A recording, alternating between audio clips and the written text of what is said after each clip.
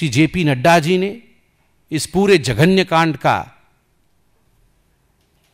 मुआयना किया है और उन्होंने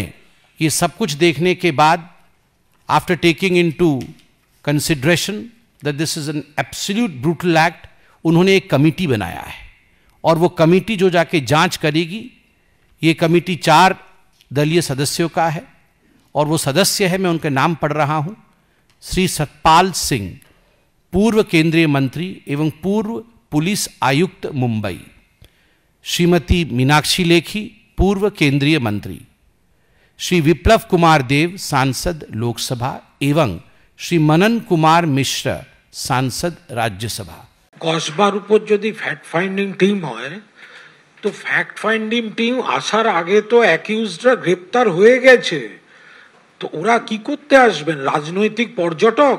বেড়াতে আসছেন? আসলে খবর পেয়েছেন দীঘায় একটা ভালো মন্দির হয়েছে, ওনারা এখানে কালো কাঁচওয়ালা গাড়িতে মন্দিরে জয় জগন্নাথটি করতে যাবেন।